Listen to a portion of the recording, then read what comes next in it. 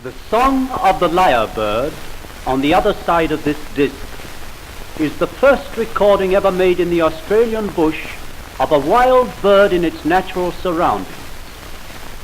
The lyre bird has been chosen because it is the premier songster of Australia and is probably the world's greatest mockingbird. The lyre bird is extremely rare and shy.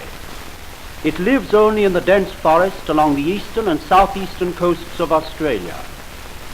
No bird even resembling it is found in any other part of the world. Both male and female are about the size of domestic fowls.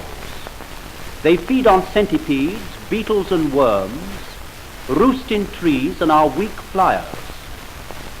The male alone wears the beautiful lyre-shaped tail, from which the species has received its name.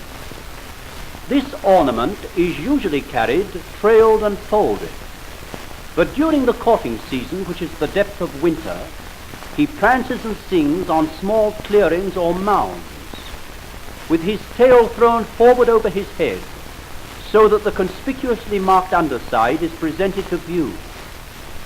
The female is also able to sing, but is mostly occupied with domestic duties. She lays one large stone-colored egg each year.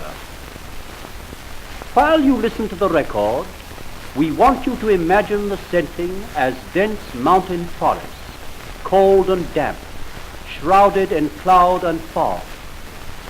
You will hear the wind howling through the giant gum trees 200 feet high, which tower above blackwoods, and a tangled profusion of tree ferns, sassafras, hazel and musk, so that the winter sunlight rarely reaches the fern-clad ground. Visualize a small cleared space in this glorious setting and imagine the elusive bird, his fine tail spread and lowered over his head until it almost touches the ground in front of him. Remember that the bird you will hear is singing his own wild song in the dense forest, and that the nearest human being was a quarter of a mile away. Although only 3 minutes of song can be given on the record, the performance frequently lasts for half an hour. The lyre bird's powers of mimicry are simply uncanny. The variety of sounds which are produced in the one throat is remarkable, and the volume is such that the song may be heard several hundred yards away. And by some mysterious power, the bird is able to reproduce multiple sounds, such as the chorus of several kookaburras, or the alarm notes of a flock of parrots.